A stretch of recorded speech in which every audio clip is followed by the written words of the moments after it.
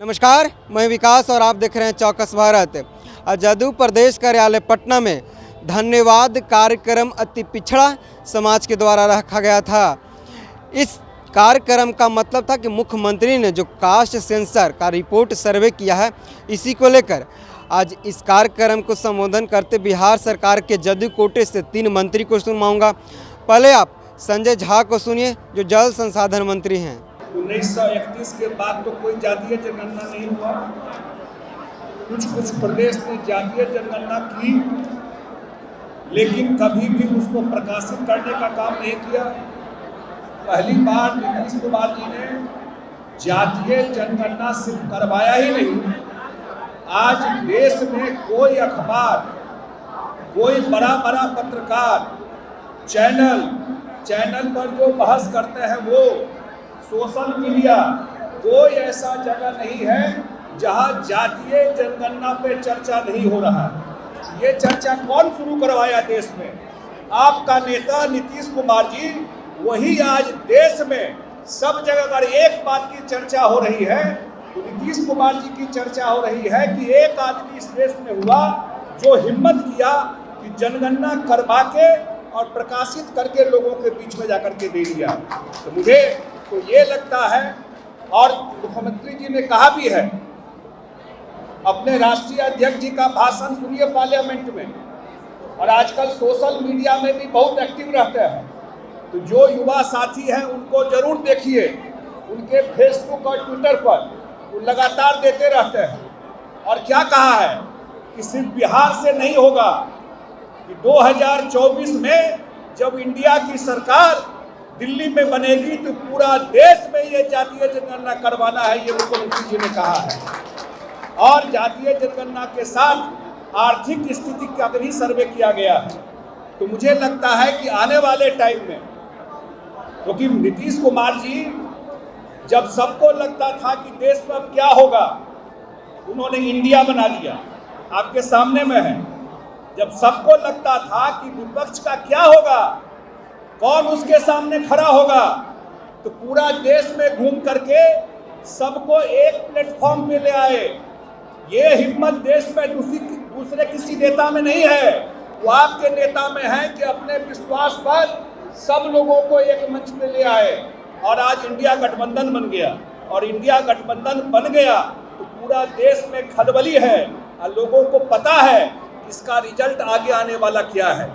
और इंडिया गठबंधन के बाद दूसरा जो सबसे बड़ा काम किया, उन्होंने जातीय जनगणना का आंकड़ा प्रकाशित कर दिया। अब सब राज्य में डिमांड हो रहा है कि भाई बिहार जब कर सकता है तो आप लोग क्यों नहीं कर रहे हैं। मैं आज के इस मंच से खास करके आप सबको बधाई देता हूँ।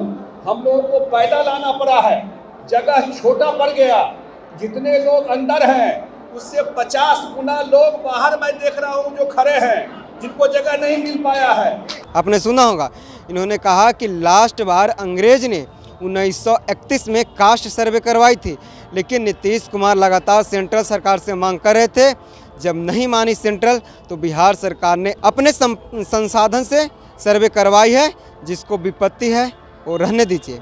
अब मैं दूसरा सुनवाता हूँ, बिहार सरकार के मंत्री हैं श्रवण कुमार, इनकी बात तो सुनिए। मालूम है कि जिस तरह से गरीबों के साथ दिल्ली में बैठी सरकार हकमारी कर रही है, अब हम लोग बैठने वाले नहीं हैं। जाति आधारित गणना हुआ है, इससे ये पता चला है कि किसकी कितनी आबादी है और कितनी को हिस्सा चाहिए, क्या उनके लिए योजना बनना चाहिए। ये सारा प्लान हमारे बिहार की सरकार और बिहार के मुख्यमंत्री जी कर रहे हैं। जो हमारे हाशिए पर खड़ा हुआ समाज है, जो गरीब तबका है, जो दलित समाज है, जिसको आज़ादी कितने दिन बाद भी उनको मुख्य धारा में शामिल नहीं किया है, उसके लिए योजना बनेगी और उसको मुख्य धारा में लाने का काम किया जाएगा। ये भारतीय जनता पार्टी के छोटे से बड़े नेता ये हमारे गरीबों का हक काटना चाहती है, छीनना चाहती है। और समय आने वाला है 2024 में इस जंग को हम लोग को जीतना है और अपना गरीबों का हक लेना है। यही कहते हुए अपनी बात समाप्त करता हूँ।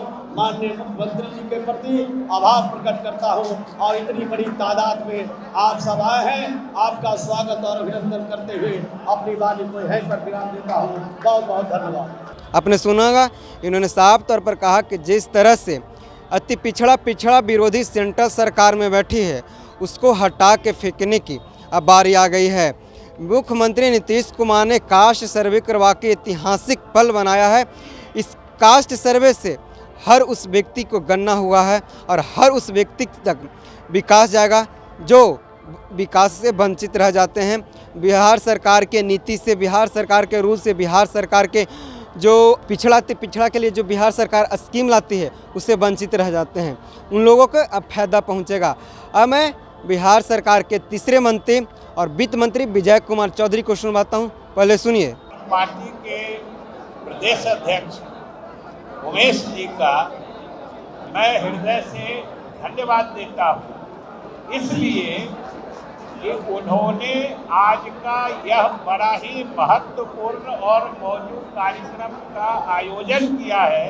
इसके लिए मैं राष्ट्रीय अध्यक्ष जी को विशेष रूप से धन्यवाद देता हूं, क्योंकि कारण दो है कि जो चीज हुआ है अपने प्रांत में वो सही में ऐसा है कि अगर हम सब लोग पार्टी के रूप में, एक परिवार के रूप में अपने नेता के प्रति आभार प्रकट नहीं करें तो सच पूछते हैं यह नाइंसाफी होगी, बेईमानी होगी अगर हम लोग उनके प्रति आभार नहीं प्रकट करेंगे।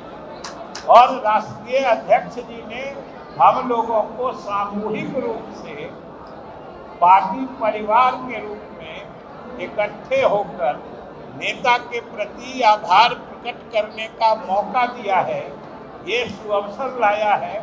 इसी के लिए हम इनको धन्यवाद देते हैं साथियों।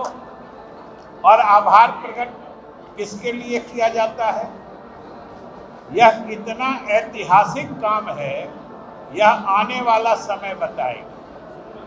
और आभार इसलिए भी अधिक है कि इस काम को करने में कितनी बाधाएं आई हैं, कितनी बाधाएं आए हैं वो हम पार्टी के कार्यकर्ता होने के नाते और मंत्रिपरिषद में मुख्यमंत्री के सहयोगी होने के नाते हमने देखा है, महसूस किया।